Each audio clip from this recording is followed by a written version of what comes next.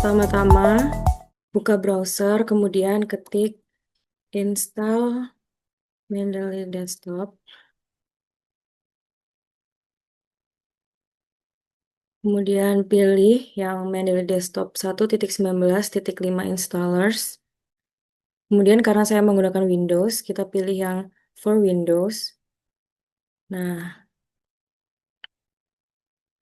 kita save terlebih dahulu. Oke, setelah proses install selesai, kita pencet install anyway, pencet next, lalu I agree, dan teman-teman bisa pilih di mana ingin menyimpan filenya, dan install. Kita akan login menggunakan akun MyITS.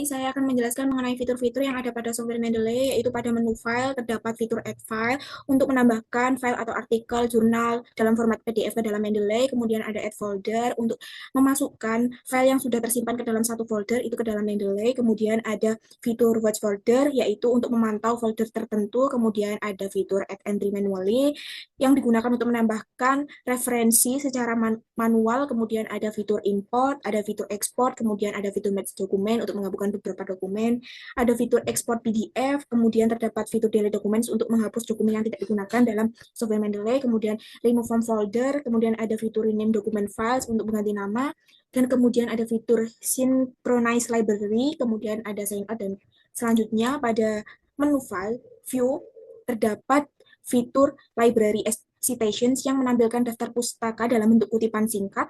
Kemudian ada fitur library as table yang menampilkan daftar pustaka dalam bentuk tabel. Ada pula fitur citation style, yaitu menampilkan referensi dalam beberapa bentuk gaya seperti APA, Harvard, dan lainnya. Kemudian ada fitur toolbar layout untuk mengatur tampilan toolbar di Mendeley Desktop. Kemudian ada fitur show document details. Pada menu tools terdapat beberapa fitur yaitu seperti install web importer untuk memasang ekstensi di browser atau memasang ekstensi dari Mendeley ke dalam Microsoft Word. Kemudian ada uninstall Microsoft Word, itu sebaliknya yaitu untuk menghapus plugin dari Mendeley Desktop ini di dalam Microsoft Word. Kemudian ada Get Mendeley Site untuk mendapatkan add-in resmi Mendeley. Kemudian check for duplicates untuk mengecek apakah ada referensi yang duplikat. Kemudian terdapat fitur option atau pengaturan di dalam Mendeley. Selanjutnya yaitu terdapat menu library di mana di dalamnya juga terdapat beberapa fitur. Yang pertama yaitu all document untuk menampilkan semua dokumen dalam pustaka. Yang kedua yaitu recently add digunakan untuk melihat daftar dokumen yang baru saja ditambahkan. Selanjutnya yaitu recently read berisikan dokumen yang terakhir kita dibaca. Selanjutnya yaitu favorite digunakan untuk melihat dokumen yang telah kita tandai atau kita bintangi. Dan kemudian terdapat my application yang berisikan daftar aplikasi dari penggunaan kita sendiri. Selanjutnya yaitu create folder untuk membuat folder baru di mana digunakan untuk mengelompokkan setiap dokumennya. Selanjutnya yaitu external library merupakan tempat untuk menghubungkan pustaka eksternal. Selanjutnya yaitu create group digunakan untuk membuat grup kolaborasi dengan berbagai referensi, dan yang terakhir yaitu all delete document di mana digunakan untuk menampung dokumen yang dihapus sementara. Nah, selanjutnya kita masuk pada tutorial cara pemberian inode atau kutipan dengan menggunakan Mendeley Desktop. Yang pertama, kita masukkan terlebih dahulu jurnal yang akan kita kutip seperti berikut ini. Misalkan di sini saya akan menggunakan jurnal yang sudah saya download sebelumnya. Nah, di bagian kanan ini kita dapat melihat informasi mengenai jurnal mulai dari judul, penulis, dan sebagainya. Kemudian kita klik. Misalkan kita akan mengutip pada bagian kalimat ini. Perlu diingat bahwa dalam mengutip kalimat pada sebuah jurnal, kita tidak boleh hanya mengcopy paste saja, tetapi kita harus memparafrasenya terlebih dahulu. Misalkan sudah saya parafrase seperti berikut. Kemudian kita akan masukkan kutipannya pada akhir kalimat sebelum titik dengan cara mengklik reference, kemudian insert citation, go to Mendeley, kemudian cite. Nah, kutipannya akan langsung masuk di sini. Selain itu, kita dapat memilih style mana yang akan kita pakai disesuaikan dengan aturan yang ditentukan. Baik, selanjutnya di sini saya akan membagikan tutorial menambahkan footnote yang merupakan catatan atau keterangan yang ditempatkan di bagian bawah halaman untuk menyebutkan sumber kutipan, memberikan penjelasan tambahan atau komentar terhadap teks utama. Untuk menambahkan footnote, berbeda dengan menambahkan kutipan, yang semula di kutipan ini stylenya menggunakan American Psychological Association 7th Edition, yang mana kita perlu mengubahnya ke Modern Humanities Research Association 3rd Edition. Selanjutnya, setelah diubah stylenya, kita lanjut ke insert citation. Jika tampilannya sudah seperti ini, maka klik Go to Mendeley, lalu klik 2 kali pada jurnal terkait. Baik, setelah tampilannya sudah seperti ini, berarti kita sudah membuka jurnal yang informasinya ingin kita kutip. Selanjutnya yaitu klik Cite yang ada di bagian atas tampilan Mendeley Desktop. Nah, jika sudah seperti ini, sudah muncul tampilan seperti ini, maka artinya footnote sudah berhasil ditambahkan. Berikut ini merupakan tampilan apabila footnote sudah berhasil ditambahkan, jurnal terkait yang ingin dikutip informasinya juga sudah muncul.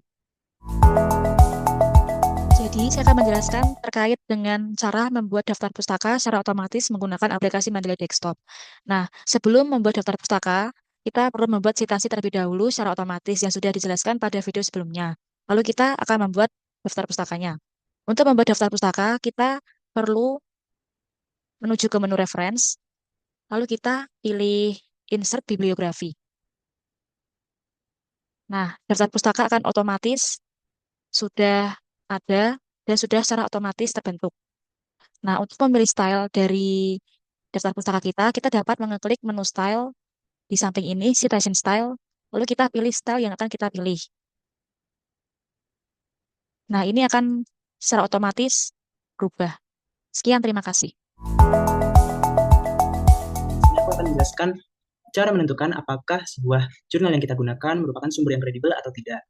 Dua kriteria pertama yaitu jurnal yang kita gunakan terindeks dalam badan pengindeks dan dapat dilacak. Contohnya kita gunakan pada Mendeley Desktop dengan contoh jurnal seperti berikut dengan katalog ID dari DOI yang sudah terdaftar. Kemudian DOI dapat kita copy, kemudian kita dapat uji dengan badan pengindeks, contohnya yaitu search.crossref.org. Kemudian kita dapat mengcopy DOI yang kita copy tersebut.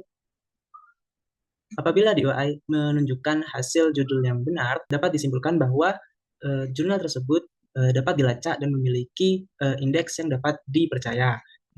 Kriteria yang ketiga yaitu jurnal tersebut memiliki kriteria badan penerbit yang dapat mempertanggungjawabkan jurnal ilmiahnya. Contohnya yaitu pada jurnal satu ini di mana dapat kita lihat penerbitnya terpampang yaitu Elsevier. Badan penerbit yang dapat mempertanggungjawabkan bagaimana dengan jurnal-jurnal yang tidak terdeteksi oleh sistem pelacak Mendeley Desktop. Contohnya dapat kita gunakan jurnal satu ini, yaitu jurnal dari Jurnal Teknik ITS yang tidak terdaftar. Nah, badan pengindeks dari jurnal satu ini yaitu ISSN. Untuk itu dapat kita gunakan portal ISSN untuk memvalidasi apakah jurnal tersebut merupakan jurnal yang kredibel dan dapat dilacak. Nah, dari sini dapat dilihat bahwa jurnal teknik ITS sudah terindeks melalui berbagai badan pengindeks internasional dan dapat dilacak melalui online.